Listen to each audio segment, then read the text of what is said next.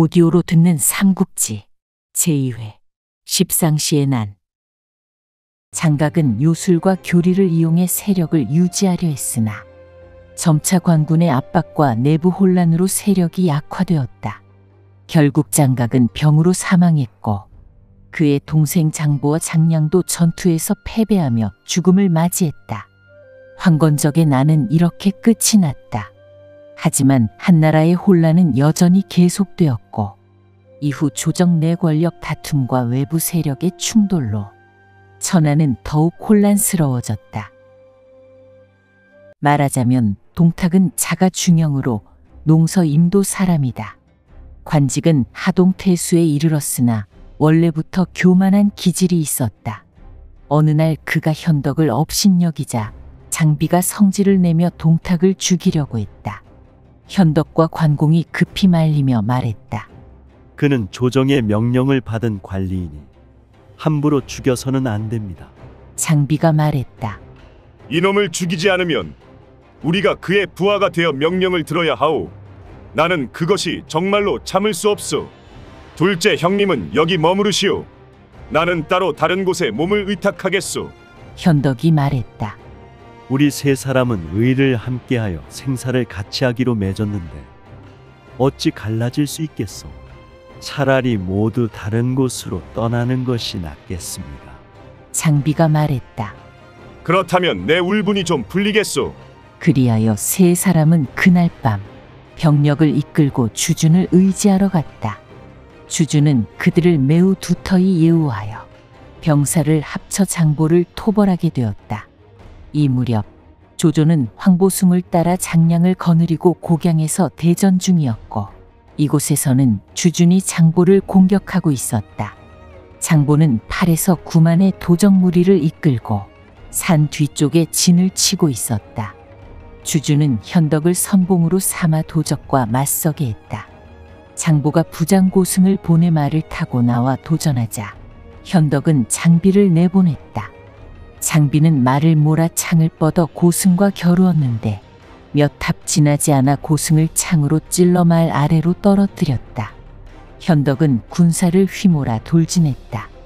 그러자 장보는 말 위에서 머리를 풀고 칼을 들고 마법을 부리기 시작했다. 갑자기 바람과 천둥이 크게 울리고 하늘에서 검은 기운이 내려오는데 마치 무수히 많은 병사들이 달려오는 듯 보였다.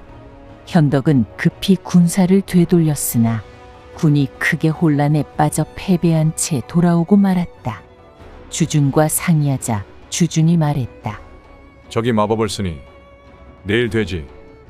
양 개를 잡아 그 피를 담아두고 산 꼭대기에 병사들을 매복시키십시오. 적이 쫓아오면 높은 곳에서 피를 뿌리면 그 마법이 풀릴 것입니다. 현덕은 그 말대로 관공과 장비 각각에게 1000명씩 병력을 주어 산 뒤 높은 언덕에 매복시키고 돼지와 양, 개의 피와 오물을 가득 준비하게 했다. 다음 날 장보가 깃발을 흔들고 북을 치며 병사를 이끌고 도전을 걸어왔다. 현덕이 맞서자 장보가 다시 마법을 부리니 천둥과 번개가 치고 모래바람이 불며 온 하늘이 검은 기운으로 뒤덮였다. 마치 끝없이 많은 병력과 말이 하늘에서 내려오는 듯했다. 이에 현덕이 말머리를 돌려 달아나자 장보가 군대를 몰아 추격했다. 막 언덕 밑을 지나려 할 때 매복해 있던 관우와 장비의 군세가 신호포를 올리며 준비한 피와 오물을 일제히 뿌렸다. 그러자 공중에서 날아오던 종이 인형과 풀로 만든 말들이 우수수 떨어지고 바람과 천둥이 그치고 모래바람도 사라졌다. 장보는 마법이 풀리자 급히 군을 물리려 했으나 왼쪽에서는 관공이, 오른쪽에서는 장비가 나타났고 뒤에서는 현덕과 주준이 함께 추격해왔다. 도적들은 크게 패배했다. 현덕이 지공장군 기가 보이기를 보고 말을 몰아 달려가니 장보가 황급히 달아났다. 현덕이 활을 당겨 화살을 쏘자 장보의 왼팔을 맞췄고 장보는 화살을 꽂은 채로 달아나 양성으로 들어가 굳게 지키며 나오지 않았다.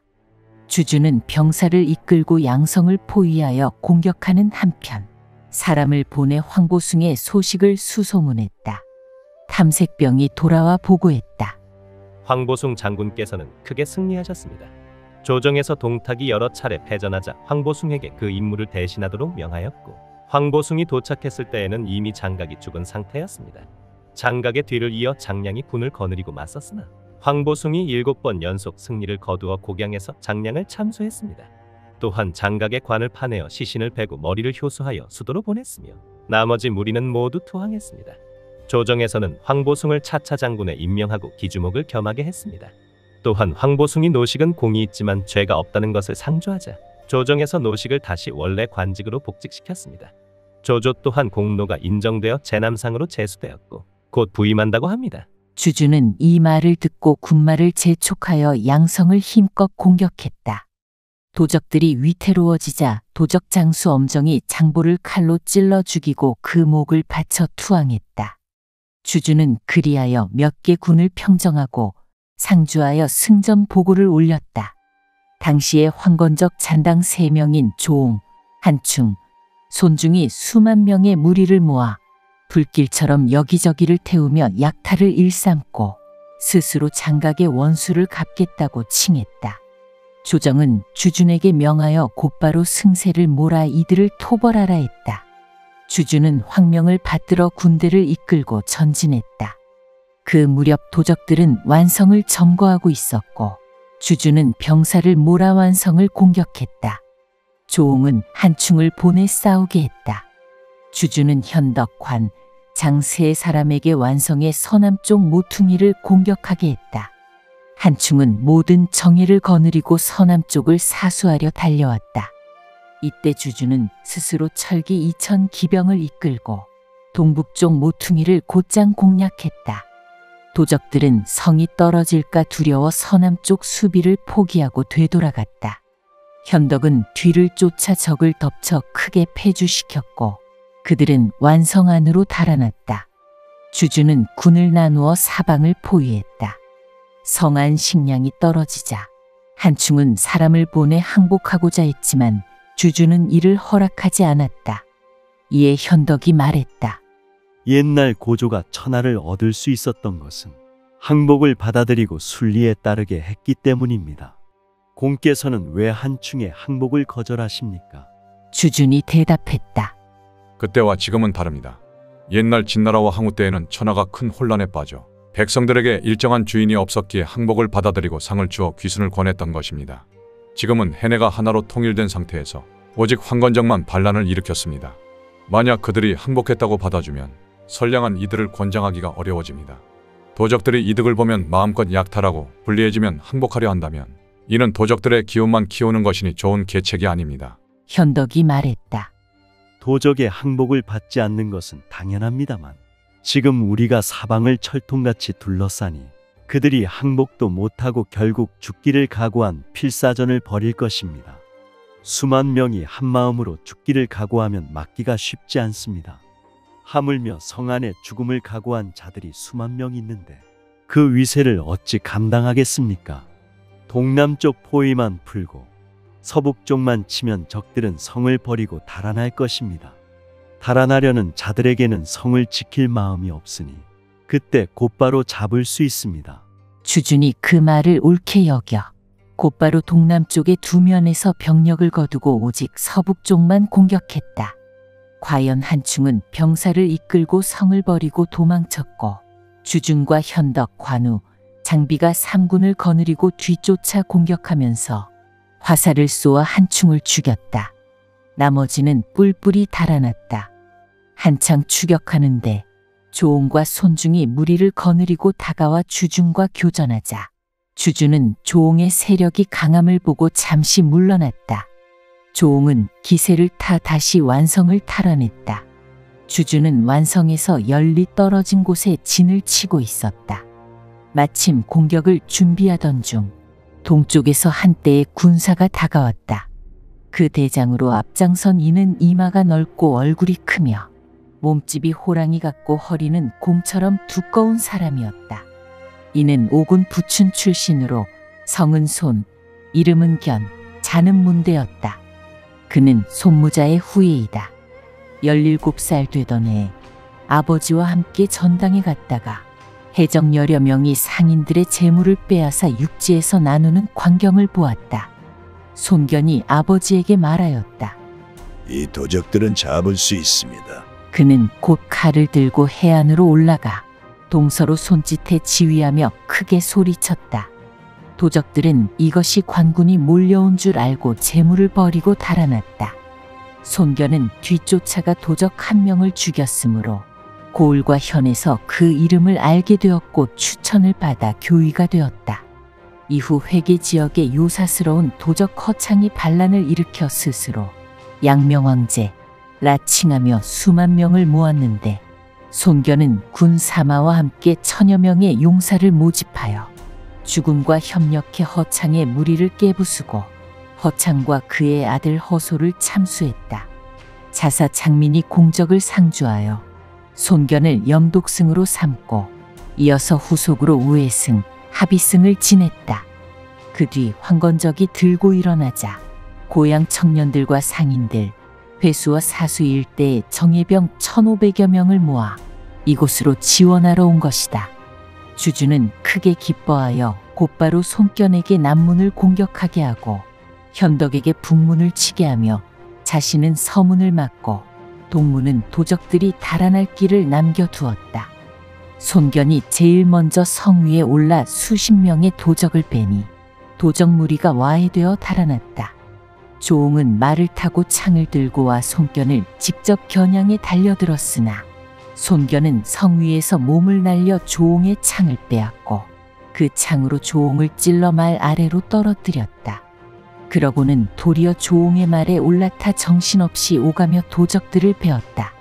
한편 손중은 도적을 거느리고 북문으로 달아났는데 마침 현덕을 마주쳐 싸울 마음 없이 도망만 치려 했다. 그러자 현덕이 활을 당겨 쏜 화살이 손중의 정중앙을 맞히어 말 아래로 떨어뜨렸다. 주준의 대군이 뒤이어 덮쳐 수만 급의 목을 베었고 항복하는 자들은 셀 수 없었다. 남양 일대 10몇 개 군이 모두 평정되었다. 주준은 승전하여 수도로 돌아갔으며 황제로부터 차차장군 겸 하남윤에 봉해졌다.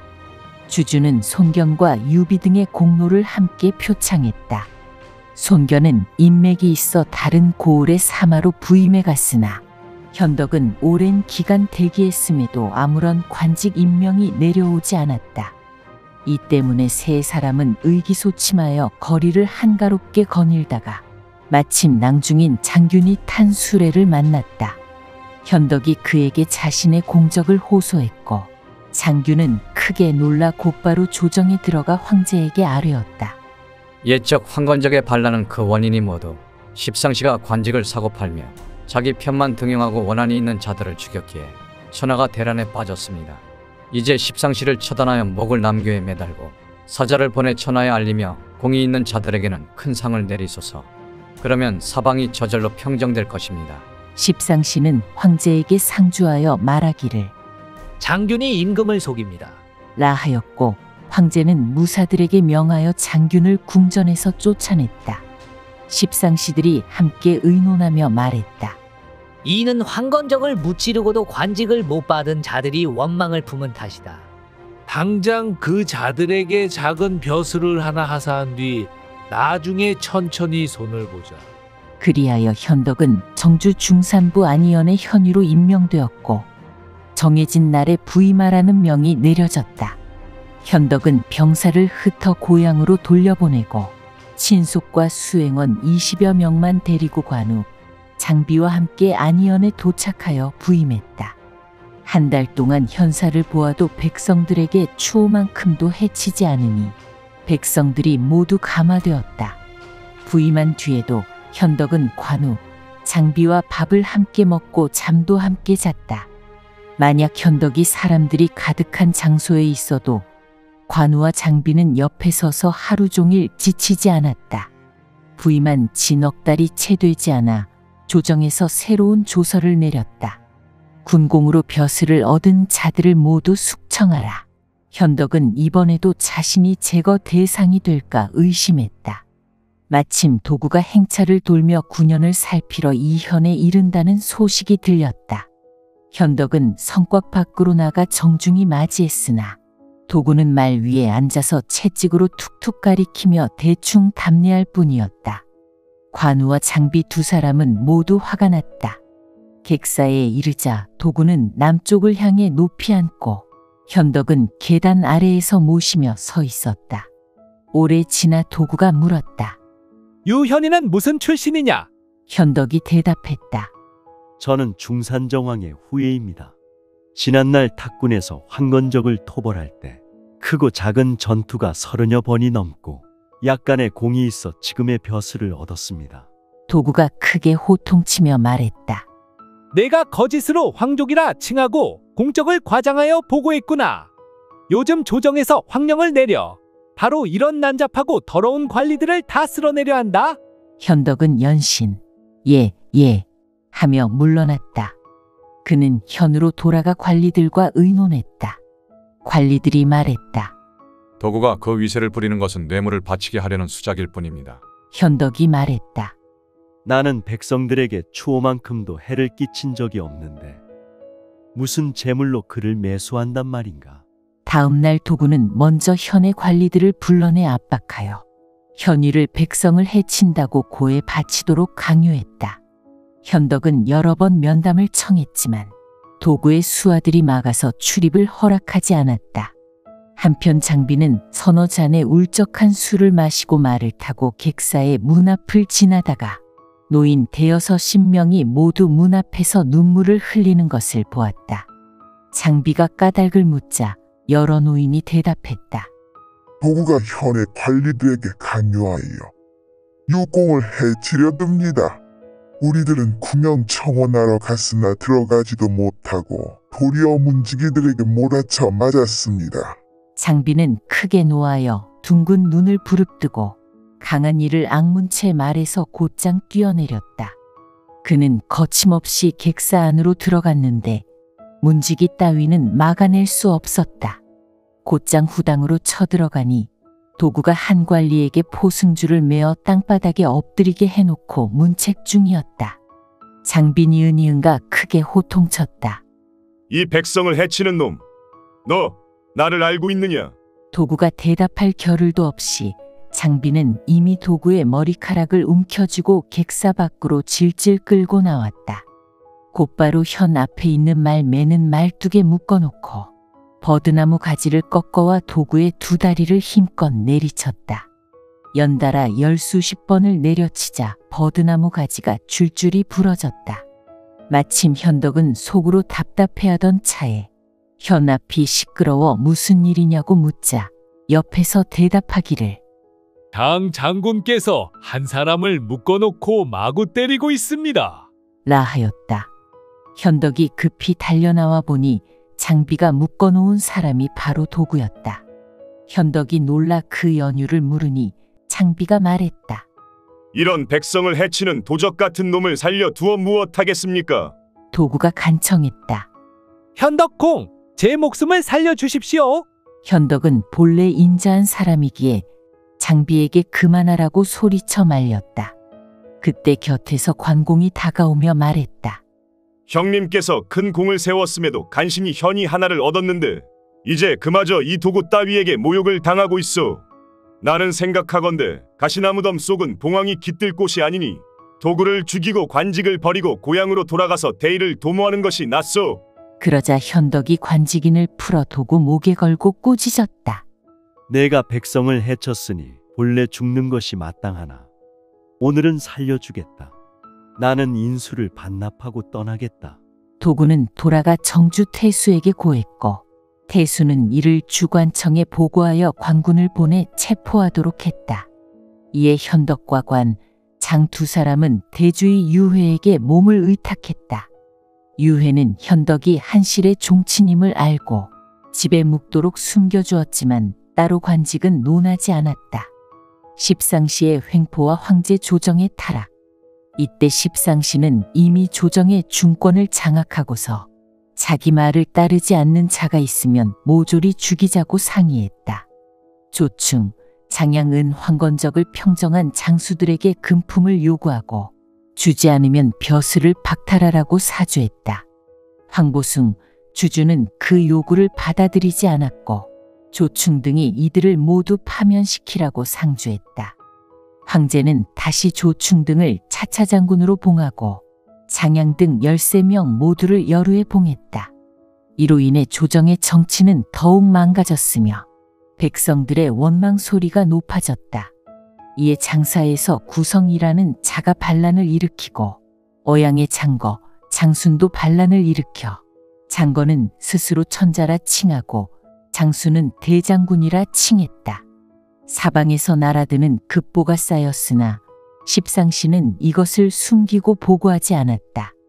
하루는 황제가 후원해서 십상시들과 음주 연회를 벌이는데 간이대부 유도가 곧장 황제 앞으로 달려와 크게 통곡했다. 황제가 그 까닭을 묻자 유도가 대답했다. 천하가 위태로움에 처했는데 폐하께서는 아직도 환관들과 함께 술잔을 기울이십니까? 황제가 말했다. 국가가 평온한데 무슨 위급함이 있다는 말이냐? 유도가 말했다.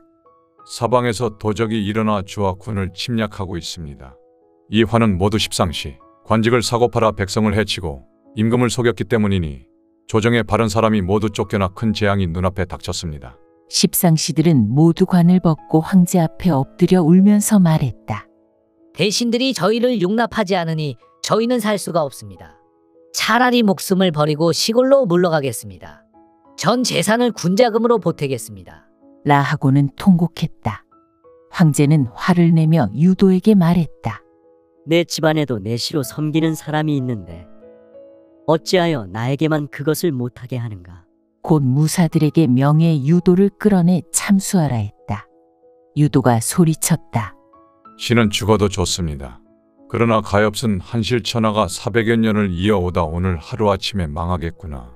무사들이 유도를 끌고 나가 처형하려 하자 한대신이 칼을 거둬라. 내가 가서 간청하겠다. 하고 외쳤다. 사람들이 보니 사도인 진담이었다. 그는 곧장 궁중으로 들어가 황제에게 아뢰었다. 간의 유도는 무슨 죄로 죽음을 당해야 합니까? 황제가 대답했다. 가까운 신하를 회방하며 짐을 무시하고 모독했기 때문이다. 진담이 말했다. 천하 백성은 십상시의 고기를 씹어 먹고 싶어 하는데 폐하께서는 그들을 부모처럼 공경하며 한치 공로도 없는 그들을 모두 여루로 봉했습니다. 하물며 봉서 등은 황건적과 결탁하여 내란을 일으키려 했습니다. 지금 폐하께서 스스로 깨닫지 않으신다면 사직이 곧 망할 것입니다. 황제가 말했다. 봉서가 반란을 일으켰다는 것은 확실치 않다. 십상시 중에도 한두 명쯤은 충신이 있지 않겠느냐. 그러자 진담은 머리를 계단에 부딪혀가며 간언했다. 황제는 노하여 그를 끌고 나가 유도와 함께 옥에 가두라 했다. 그날 밤 십상시들은 옥중에서 개교하여 이 둘을 죽이고 거짓 황제 명령을 꾸며 손견을 장사태수로 삼아 구성을 치게 했다. 손견은 불과 50일 만에 승전을 보고하여 강하를 평정했고 황제로부터 오정후에 봉해졌다. 유비 다시 관직을 얻고 공손찬의 추천을 받다. 황제는 유우를 유주목으로 삼아 어양에서 장거, 장순을 치게 했다. 대주의 유해가 서신을 보내 현덕을 유우에게 천거했다. 유우는 크게 기뻐하며 현덕을 도의에 임명하고 병사를 거느려 적의 소굴로 직행하게 했다. 현덕은 며칠간 대전을 벌여 적의 날카로운 기세를 꺾었다. 장수는 잔혹함만 일삼아 부하들이 마음이 변해 휘하 두목이 장순을 찔러 죽이고 목을 바쳐 투항했으며 무리를 거느리고 모두 항복했다. 장거는 형세가 다 된 것을 알고 스스로 목숨을 끊었다. 이로써 어양은 완전히 평정되었다. 유우는 상주하여 유비의 큰 공을 기리고 채찍질 도구의 죄를 사면하게 해달라 했다. 이에 조정에서 유비를 함일승으로 임명하고 고당위로 옮겼다. 공손찬도 또한 현덕의 옛 공로를 다시 상주하며 별부사마로 추천했고 평원현령을 맡겨 다스리도록 했다. 현덕은 평원에서 재물과 군량, 병사를 갖추 예전의 기세를 되찾았다. 한편 유우는 도적을 평정한 공으로태 위에 봉해졌다. 중평 6년 여름 4월 영재가 병이 위독해져 대장군 하진을 궁으로 불러 후사를 의논했다. 하진은 도살업 집안 출신으로 여동생이 궁에 들어가 귀인이 되어 황자 변을 낳았으므로 황후로 책봉되었다.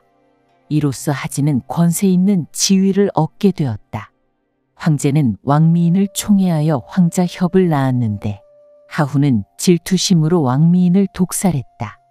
황자협은 동태우 궁에서 자랐다. 동태우는 영재의 모후로 해독정후 유창의 부인이었다. 본래 환제에게 자식이 없어 해독정후의 아들을 맞이해 황제로 삼았으니 바로 영재였다. 영재는 대통을 계승한 뒤 생모를 궁중으로 모셔 태우로 높여 모셨다. 동태우는 일찍이 황제에게 황자협을 태자로 세우라고 권했는데 황제도 협을 편애하였으므로 그리하려 했다. 이 무렵 영재의 병이 위중해지자 중상시인 건석이 아뢰었다. 만약 협을 세우려면 먼저 하진을 죽여 후환을 없애야 합니다.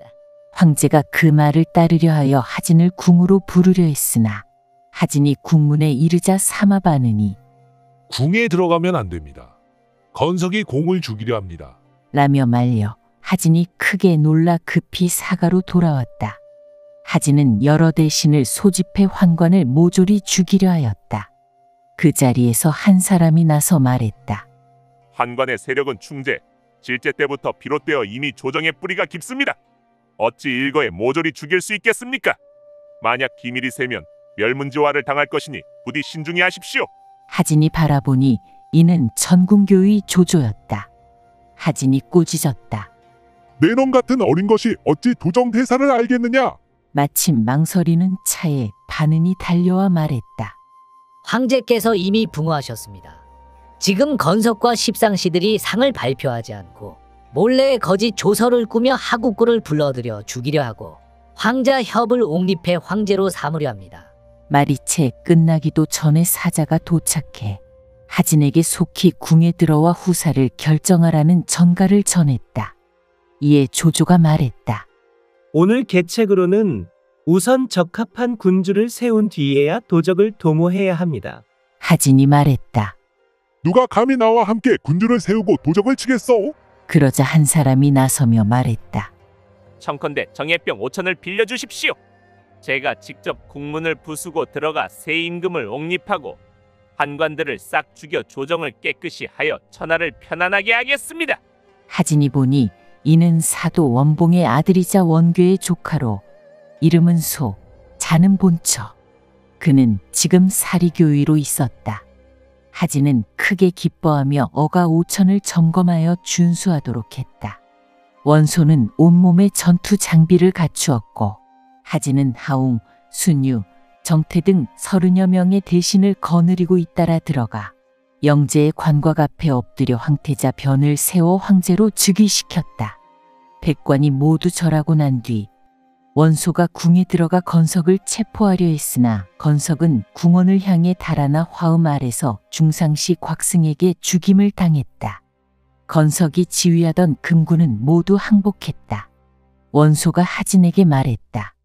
중관은 한통속이니 오늘 이 기회에 모조리 죽여야 합니다. 장양 등은 사태가 급박함을 알고 황후에게 달려가 아뢰었다. 애초에 대장군을 해치려 모략한 자는 오직 건석 하나이지 저희와는 무관합니다. 이제 대장군께서 원소의 말을 듣고 우리 모두를 죽이려 하오니 부디 황후께서 살려주십시오. 하후가 말했다. 너희들은 염려 말라. 내가 너희를 지켜주마. 그리고 하진을 불러 은밀히 말했다. 나는 그대와 함께 미천한 집안에서 나왔는데 우리를 높이 떠받들어준 이들이 바로 장양 등 환관이지 않소. 지금 건석이 불의했으니 이미 주살되었고 어째서 그대는 남의 말만 듣고 다른 환관들까지 모두 죽이려 하오? 하진은 그 말을 듣고 나와 여러 관리들에게 말했다. 건석이 나를 해치려 했으니 그 가문을 몰살시키면 충분하다. 나머지 환관들은 함부로 해치지 말라. 원소가 말했다. 풀을 뽑으려면 뿌리까지 뽑아야지 뽑지 않으면 결국 활을 부를 것입니다. 하진이 말했다. 내 뜻은 이미 정해졌으니 그대들은 말 많지 말라. 모두가 물러났다. 다음 날 황후는 하진을 삼록상 서사로 임명하고 나머지 이들도 모두 관직을 하사했다. 한편 동태우는 장양등을 불러들여 의논하며 말했다. 하진의 누이를 내가 일찍이 궁으로 끌어올린 것이다. 그런데 이제 그녀의 아이가 황제가 되고 안팎 대신이 모두 그들의 편이니 권세가 너무 막강하다. 어찌하면 좋겠느냐? 장양이 아뢰었다. 황태우께서 친히 조정에 나가 수렴청정을 하소서. 그리고 황자 협을 왕으로 봉하고 국구 동중을 높은 관직에 임명해 군권을 잡게 하고 저희 환관들도 중용하시면 대사를 꾀할 수 있습니다. 동태우가 크게 기뻐했다. 다음 날 조정에 나가 동태우는 황자협을 진류왕으로 봉하고 동중을 표기장군으로 임명하여 정무에 참여케 했으며 장양 등 십상시도 계속하여 국정을 함께 의논하게 했다. 하후는 동태우가 권력을 독점하는 걸 보고 궁중에서 연회를 베풀어 동태우를 청했다. 술이 절반쯤 되었을 때 하후가 몸을 일으켜 술잔을 받치며 말했다. 우리 둘 다 여인이니 조정 정무에 참여하는 것은 옳지 않습니다. 옛날 여후는 권력을 쥐었다가 종족 수천 명이 모조리 죽임을 당했습니다. 지금 우리들은 깊은 궁궐에 머물러야 하며 나란 일은 모두 대신과 원로들에게 맡겨야 이것이 국가의 복입니다. 부디 이 말을 들어주십시오. 동태우가 대노하며 말했다. 내가 왕미인을 독살하고 질투심을 부렸는데 이제 내 자식이 황제가 되고 내 오라비 하진의 위세를 믿고 감히 함부로 떠들어대느냐? 내가 표기장군에게 명령하면 내 오라비의 목을 따는 것쯤은 손바닥을 뒤집는 것보다 쉽다. 하후도 분노하며 말했다. 나는 그저 좋은 마음으로 권했을 뿐인데 무얼 그리 노여워하십니까? 동태우가 말했다. 너희 집안이 본디 도사라고 출장사하던 졸개들인데 무슨 식견이 있다고. 두 궁주가 서로 싸우자 장양 등이 두 태우를 말려 각자 궁으로 돌아가게 했다. 하후는 밤중에 하진을 불러 이 일을 이야기했다. 하진은 밖으로 나와 삼공과 의논하고 이튿날 아침 조정에서 상주하게 했다. 동태우는 본디 범비 출신이니 오래도록 궁에 머무르는 것이 옳지 않습니다. 마땅히 하관으로 옮겨 모셔야 하며 정해진 날 안에 궁 밖으로 나가도록 해야 합니다. 한편으로 사람을 보내 동태우를 떠나게 하고 다른 한편으로 금군을 보내 표기장군 동중의 저택을 포위하여 인수를 압수했다. 동중은 일이 급박해지자 뒤뜰에서 자결했고 그 집안에서 곡성을 올리자 군사들이 그제야 물러났다. 장양, 단규가 보니 동태우 파가 한순간에 몰락하자 그들은 금은주옥을 동원하여 하진의 동생 하묘와 그의 어머니 무양군을 매수하고 날마다 하후 처소에 들어가 좋은 말로 환관들을 두둔해 주도록 했다. 이로 인해 십상시는 다시 가까운 총애를 얻었다. 6월 하진은 몰래 사람을 보내 동태우를 하간의 역정에서 독살한 뒤 관곽을 거둬 수도로 돌아와 물릉에 장례하고 자신은 병을 핑계로 조정에 나오지 않았다. 사리교의 원소가 하진을 찾아가 말했다. 장양, 단규 등이 밖에서 유언비어를 퍼뜨리기를 공이 동태우를 독살하여 대사를 꾀한다라 합니다. 지금 이때 환관을 없애지 않으면 후에 큰 화를 입을 것입니다. 옛날 두무가 환관을 제거하려 했지만 계책이 누설되어 화를 입지 않았습니까? 지금 공이 형제부곡과 장수들은 모두 영웅호걸이니 그들이 마음껏 힘을 쓰면 일이 손바닥 안에 있습니다. 하늘이 돕는 이 기회를 놓치지 마십시오. 하진은 대답했다. 조금 더 생각해 보도록 하오. 그 곁에서 사람들이 몰래 장양에게 이 사실을 전하자 장양 등은 하묘에게 다시 금품을 바쳐 하후에게 좋은 말을 하도록 했다. 하묘는 조정에 들어가 하후에게 아뢰었다. 대장군 하진이 새 황제를 보좌하면서도 인자함을 베풀지 않고 오직 죽이고 베는 것만을 일삼으려 합니다. 이제 아무 까닭 없이 십상시를 죽이려 하니 이는 혼란을 일으키는 길입니다. 하후는 이 말을 받아들였다. 조금 있다가 하진이 들어와 환관을 죽이자고 여쭈니 하후가 말했다. 중관들은 금궐을 다스리는 이들로 한나라 역대부터 내려오던 제도입니다. 선제께서 세상을 떠난 지 얼마 되지 않았는데 그대가 어찌 구신을 죽이려 합니까? 이는 종묘를 중히 여기지 않는 것입니다. 하진은 본래 결단력이 없는 사람이어서 태후의 말을 듣고는 그저 예 하며 물러났다. 원소가 밖에서 기다리다 물으니 이를 어떻게 하기로 했습니까? 하진이 말했다. 태후가 허락하지 않으니 어찌한단 말이오? 원소가 말했다. 사방의 영웅을 불러들여 병사를 이끌고 서울로 와서 환관을 모조리 죽이면 태후도 어쩔 수 없을 것입니다. 지금 사태가 급하니 태후가 허락하고 안 하고를 따질 틈이 없습니다. 하진이 말했다. 그것이 훌륭하오. 그리고 곧 경문을 써서 각 지방 군벌에게 보냈다. 이때 주부인 진림이 간언했다. 안 됩니다. 속담에 눈을 가리고 참새를 잡는다고 했으니 이는 스스로를 속이는 것입니다. 하찮은 동물도 속여서는 온전히 잡지 못하거늘 하물며 국가의 큰일이겠습니까? 이제 장군은 황제의 위세를 등에 업고 군권을 쥐고 있어 용이 바람을 타고 호랑이가 걷는 기세로 무엇이든 맘대로 할 수 있으니 환관을 죽이고자 한다면 벼락이 치듯 단숨에 결행해버리면 하늘과 사람이 모두 따를 것입니다. 그런데 도리어 바깥으로 경문을 보내 대신들을 불러들이면 영웅들이 서울로 모여들 텐데 각자 제 마음을 품고 있으니 이는 이른바 자루를 남에게 넘겨주는 꼴이 되어 공은 이루어지지 않고 도리어 혼란만 일어날 것입니다. 하진이 웃으며 말했다. 이것은 겁쟁이 같은 소리요. 곁에서 한 사람이 손뼉을 치며 크게 웃었다. 이 일은 손바닥 뒤집듯 쉬운 일인데 무얼 그리 왈가왈부합니까? 하진이 보니 이는 바로 조조였다. 군주의 곁에 밤 도적을 없애려면 반드시 조정 안에 지혜로운 이들의 모사를 들어야 합니다.